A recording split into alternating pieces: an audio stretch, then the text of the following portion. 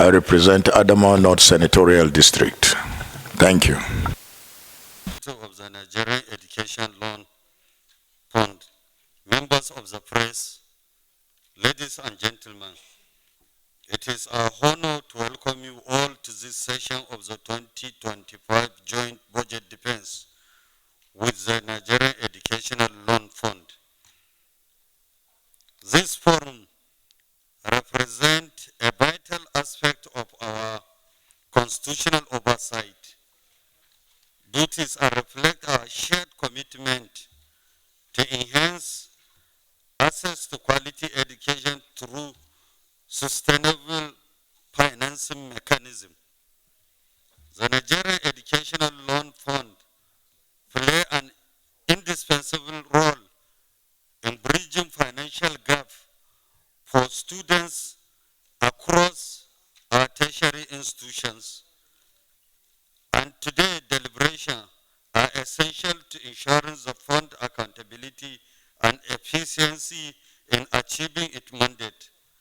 Our discussion today will center on the following critical areas. The 2025 budget proposal will examine NELFUND financial plan for the upcoming fiscal year vis-a-vis its aligned with the national educational goal and for capacity to meet the growing demand for student loan.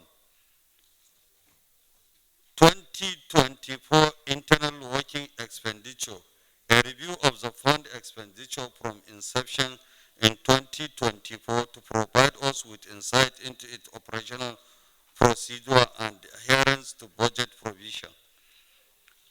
2024 release to beneficiary institution will assess the status and timeline of intervention payment tranches releases to beneficiary institution during the 2024 fiscal year. This discussion are geared towards strengthening NELFUND capacity to fulfill its core objective.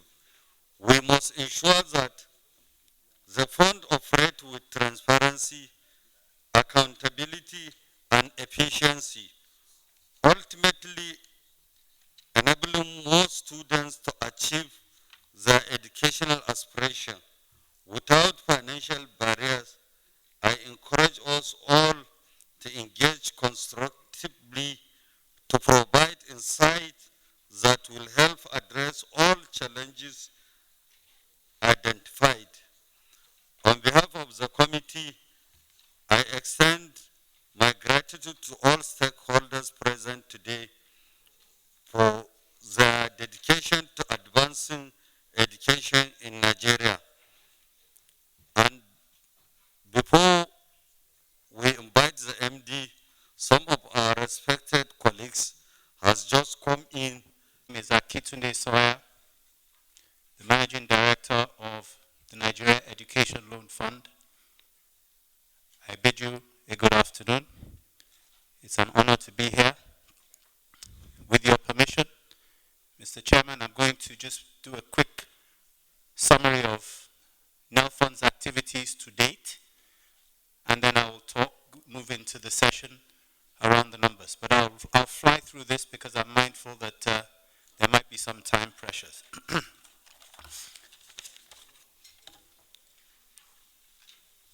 So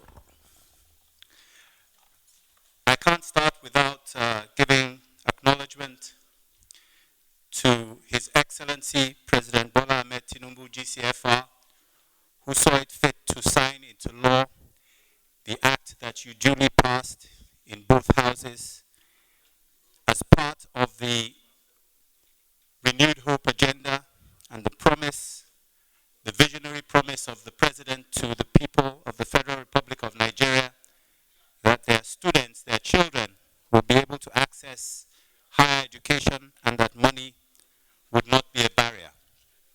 NELFUND's mission is to empower the youth and drive educational transformation nationwide. The launch of the Nigerian Student Loan Scheme has been surprisingly rapid and successful in terms of uptake.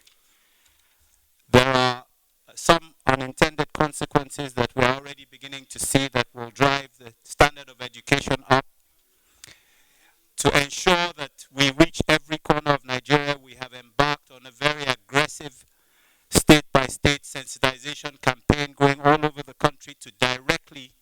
engage with students and leadership of institutions.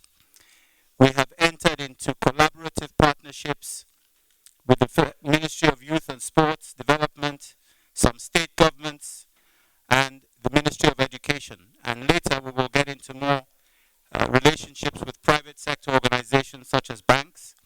We've had a very impactful activity on outcome in terms of beneficiary engagement.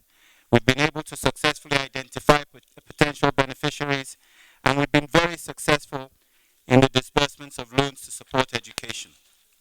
Very quickly, to highlight the key impact achievements at NELFUND, we've been able to pay student fees, bringing soccer to many, many people and reducing dropout rates from higher institutions. We have paid an upkeep to all students who have been approved, relieving many families of the burden, not just of the fees, but of the pocket money that their children need to have. We've also, by taking away the burden or the fear of not being able to pay fees, been able to increase the likelihood of students getting better grades in school, in universities, in polytechnics, in colleges of education, and we appear to have reduced the propensity for academic staff action, which always impacts primarily the students and their families as well. To some numbers, the total institutional loan disbursed as at January 1, 2025 is 176.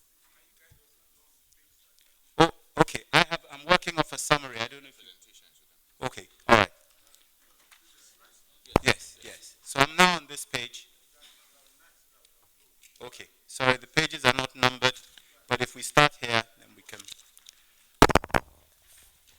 So, to date, 176,252 institutional loan beneficiaries. The total loans disbursed are 18,496,396,986. That's the total loans disbursed.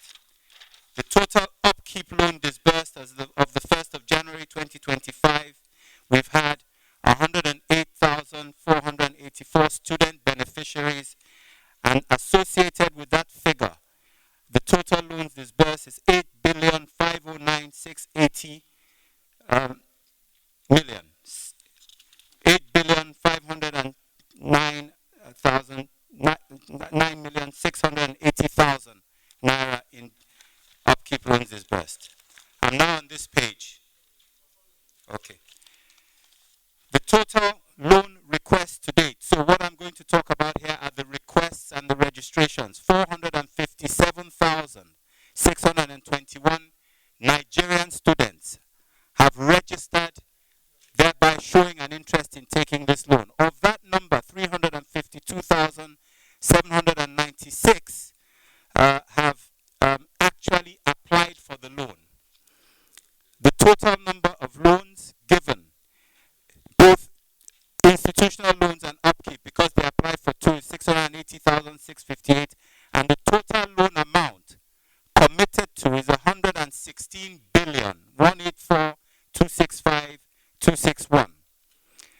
Total institutional loans of that figure is 37 billion plus for institutional loans and 78 billion plus for upkeep, pocket money. To the right of the page that you're looking at is a map that just shows you the regional uptake so far. You will notice that in some parts there have been up to 29% uptake, in other parts less. These can be very easily explained. The next page just shows you the pictures of some of the sensitization activities that we've undertaken. We've gone all over the country to see the people that need to apply for this loan, and that has been very encouraging for them. To some numbers. So we're now on this, after the pictures, after the page that shows the photographs. All right, sir. Yes. Definitely.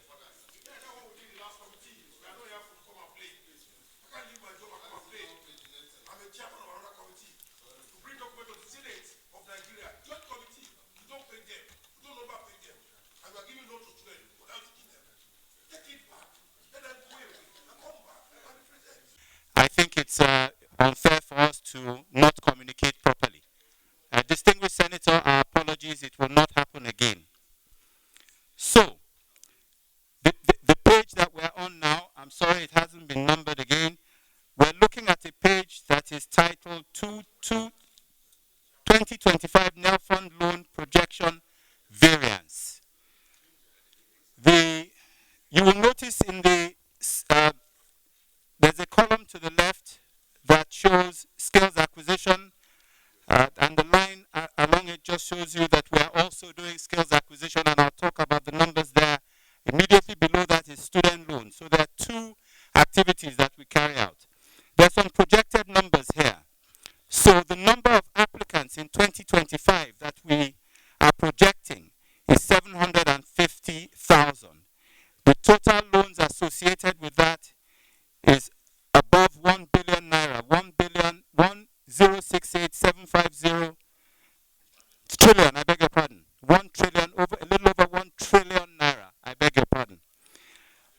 Below that is the student loans, where we have about 2.5 million students on our database. We assume and expect that about 75% of those 2.5 million will apply for the loan.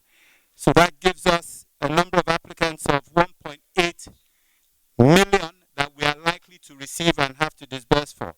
And the loans associated with that, again, is over 1 trillion naira.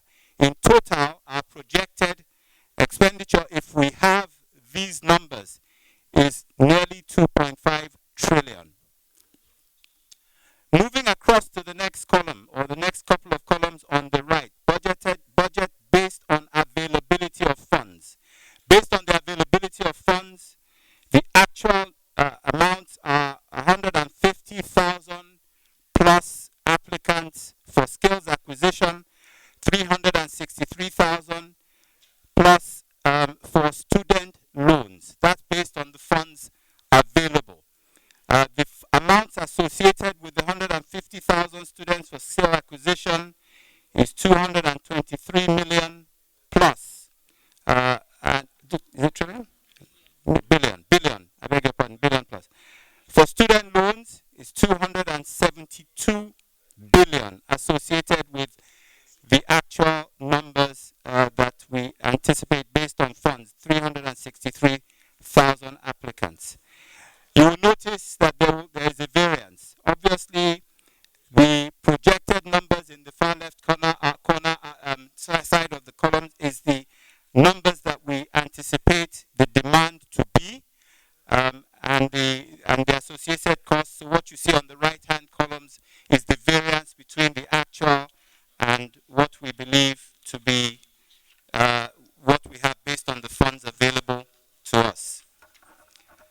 In terms of the next page, titled Summary of Budget Expenditure stroke Estimates for the year 2025, personnel costs over 12 billion, representing 21% of the budget. Overhead costs 24 billion, representing 42%. Capital costs 21 billion at 37%. Obviously, that all makes it up to 100%. Moving on to the skills acquisition side of the mandate that you have given us. The NELFUND Skills Acquisition Program has 4 primary objectives. One is the reduction of unemployment in Nigeria. Second is the upskilling of the young Nigerian workforce. We have some of the youngest people in our workforce in the world. Third is the reduction of poverty rates across the country. And fourth is the reduction in insurgency, banditry, and both serious and petty crime. The loan disbursement process is outlined here. With the skills acquisition process, unlike the academic side, we are going to need to put a lot of time, effort, and work into data acquisition, because we can't just go to JAMB and NIN and BVN to get it. A lot of these people are unfortunately largely undocumented. We talked about poverty. The beneficiary need to confirm their account and personal information. We go for approval so that we can ensure that we are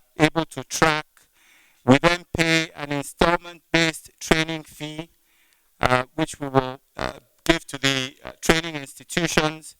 We will also provide the trainees with a monthly upkeep that we will disburse to them. The figures are there, 30,000 naira for upkeep.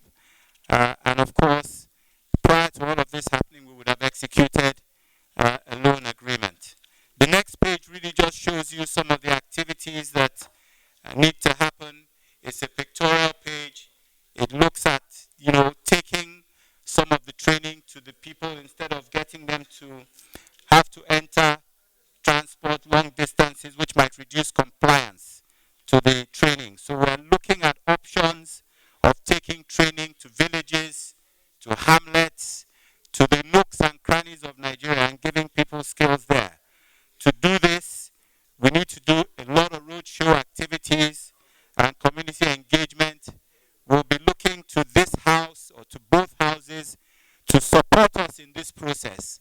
You are the closest people to the people. We are, the people who are really just trying to implement a program.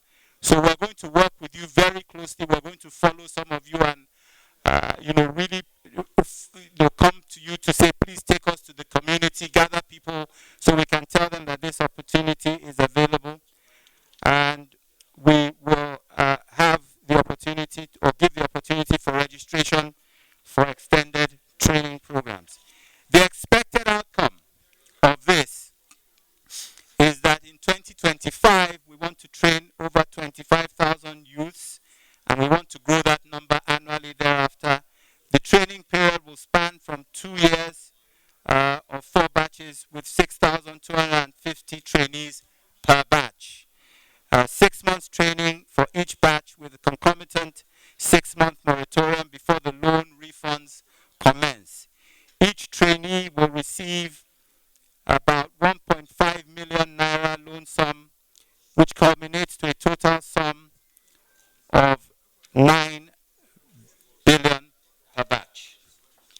Loan refund of 30,000 naira per individual, which culminates to 187,500 naira, 1,500,000 naira monthly for each batch.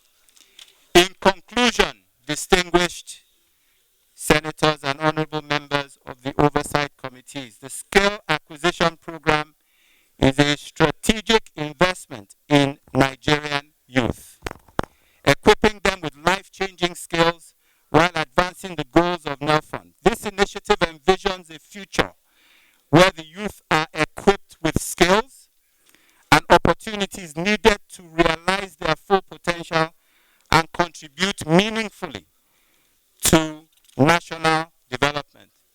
With that said, I want to thank you for taking the time to listen to this short presentation, and once again apologize for not having the pages numbered. My team is here, and with your permission, they will support the process of answering or responding to any questions or comments or further advice you might have. Thank you very much. We have made the speech very well and very clear. This NELFUND is purposely created and is created purposely to salvage the Nigerian students and to help the parents of Nigeria in terms of payment of school fees and also giving them some certain amount of money to ensure that they were upkeep in their pursuit of educational learning. So it is important for the members of the Senate and the House to know that this is their first budget defense because they are struggling to manage and ensure that based on the establishment of the law and the inauguration, it was done late last year, and this is the first time. And based on his discussion, we will be very pleased to know that this purpose of creating NELFUND is, apart from that, is also dealing with skill acquisition, which is the key, which is the major challenge we have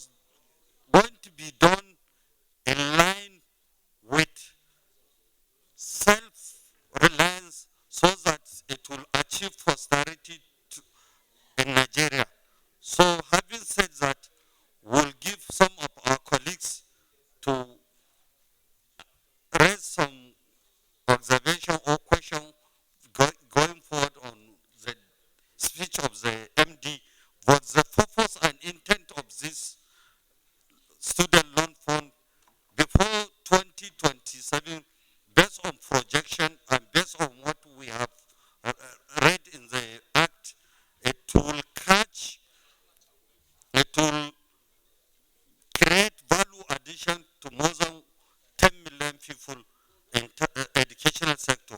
And also in the skill sector, maybe getting to 20 million people will be captured because it will go around to the 36 states of the Federation and the FCT to ensure that we achieve value addition. We are, as committee, who are the critical stakeholders in this project, who enables the law to prosper. It's an opportunity for the constants to be alerted on the importance of this very important agency for posterity. We can say it's the first in history of Nigeria. We want to sincerely appreciate the effort of the President and Commander-in-Chief of the Armed Forces for creating this value addition despite the challenges we have globally on economy and on insecurity and also on the general challenges we have. Is a kudo and opportunity for all the stakeholders to. Having said this, I will give Senator Abiru to say something on this very important issue because it's not something that we should be arguing because they have not spent much. Only 340 students were catch off. So there is need for the stakeholders on both the Senate and the House because they are representing the 200 million Nigerians to make sure that all the students in their constituencies and in their states were queuing on this very important program because the money is there. 1% of the total revenue is set aside and 30% of the TED fund money is set aside for this very important. Having said that, Senator Abiru is have a floor. Thank you, and members of the House of Reps are present as well.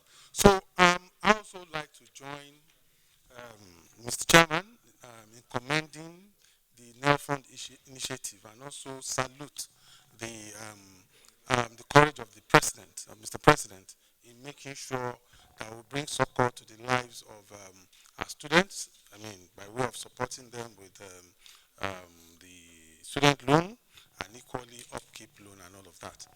Now, and I listened very carefully to your presentation, and part of what we have followed is the fact that the sustainability of the NELFUND concept will ride largely both on the resources of the federal government, and of course, you also want to encourage the private sector to also key in.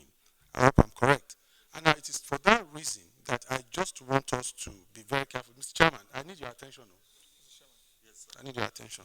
So I have gone through, and I want us to be very, very careful because when you want to encourage the private sector to be part of whatever you are doing, you know, you also have to manage your expense line properly. So I've carefully looked at the budget for 2025 that you have sent forth to us, and I have some concerns, and I need to bring it to your attention so that we begin to address it from this moment onward. This is a new establishment. We don't want to clog it the way the other establishments that we have in the country are clogged. Now, so I will refer you to let me start with your page. So on your page 6, or on the 2025 proposals, what you are proposing is a total expenditure of about 58 billion, of which 12.2 billion is personnel, while overhead is 24, right? And capital cost is 21 billion. Now, so if you look at the breakdown and go to your page 9, on your page 9, you have a major item that you call skills acquisition and data capture, and you have put 2 billion naira there. We have to be very, very careful. You see, we have other agencies of government that are also dealing with all of the data capture. You have NIMC, you have the Ministry of Innovation, Digital Economy, and all of that. We can't continue to spend money in silos. So I need us to look at that expense line. It's of concern to me, And you see, when you want to encourage private sector to come, they will be concerned with, spending like this. That's number one. Number two, if you go to your page 10, you also said sensitization and advocacy, 4.3 billion. These are huge expenses. The people you're advocating to, they're the future of this country. And you have to also let them key into the way the world is moving, which is digital and creativity and innovation. So if you're going to create awareness for them, there are digital platforms and all of that. I'm not sure you are going to need 4.3 billion. Let's look at that expense line. It's important. Now, going to your page 11, you also see under your capital cost, I don't know, you have budgeted 7 billion. See, these are the taxpayers' money, and you're going to also be appealing to private sector. You must be ready to justify all of this. People are not going to take to, business as usual. It's important. Under the same page 12 or page 11, you also said purchase of headquarters office building, 12 billion. These are large numbers. Please. So my advice, this is a government that is making a lot of reforms. So, and I know that even when you look at the security agencies, either EFCC and all of that, they will have properties that you can easily use rather than spend 12 billion of taxpayers' money to do all of this. So those are the key areas that I need you need to rethink them, or you explain why you need to incur those major expenses. Thank you very much. Chairman, sir, my deepest appreciation for this singular policy by Mr. President towards trying to bring back attraction in educational system of this country. We did not meet what happened earlier than our time. But while we're in the university, we were told that as a student in university, you have a ticket meal, you are well taken care of, and it ends up making you to have quality time to study, which implies that at the end of the day, your productivity academically will be qualitative. This policy for me is people-oriented. It's a policy that if it would stand the test of time, Nigerians will be happy. Just as my senior colleague has made some observations, when a sweet thing is coming, you also watch for how long it will last. If you look at the population of Nigerians, and you would want to pay tuition fees, and you also offer upkeep, I hope you have a projection of the number of students that will go around from our tertiary institution will be looking for loan. If you widen it by giving scholarship, paying total fees, and you would want to say you will be giving allowance monthly, by the time you are able to capture Nigerian students in public school, do you think it will be sustained? I am saying so because if a student like the page of yours that has said as of January 2025, we already have 176,000. And then the upkeep, we have 108,484. That's for January 2025. And you all know that whatever you are paying for this, it will last for some years. Even if you are bringing more students, it's not just for 1 year, but it's for their period of studies. My wish is that let's look ahead and find out whether this policy will be able to accommodate both tuition and upkeep, so that you'll be able to meet a larger size of Nigerians, so that let's not over-open in such a way that we cannot sustain. Just my own observation. But this is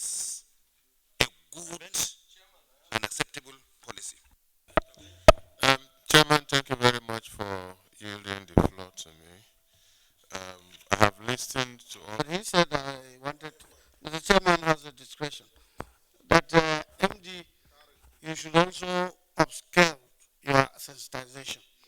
Because this is something, remember I said the other time, if we fail, this government would have failed. It has to do with youth, it has to do with the mobilization, taking them off the streets, and even discouraging them from running away out of school. I have not seen any petition against you. That is to say that you are working, you are doing your best. So if you do your best, lies with maybe the National Orientation Agency, so that we can upscale the sensitization and the advert for people to know what you are doing, to know what you are doing. That's what I also wanted to observe and to say that they have only started in a short time. It's not, it's too early to start assessing them. So I agree with the last motion too. Stick. The only thing I think Senator Abu has advised you that you can go to EFCC, ICPC to buy building. Maybe that will reduce your costs and all that. And you already talked about data engagement, which is first class as far as I'm concerned. So I think, given the fact that we have a motion to allow them to go and close this session, Mr. Chairman, I think, given your own discretion, these are new people. We cannot blame past mistakes on them or whatever. And they have shown a roadmap, which I think they are going to uniquely drive. They have a fantastic roadmap. I will expect that by next year, when they see us, they will have go deeply into that roadmap and execute some good things. So once again, thank you, Chairman. I think we should Thank you very much. that they should. Motion before we put the gavel to move the meeting Senate, we have esteemed leader who is also a critical stakeholder in this very important committee and a former governor of Abuja State, Senator Uzo Kalu, need to introduce himself, and Senator Sani Bello, also a former governor of Niger State, is also present, so they need to introduce themselves before we move the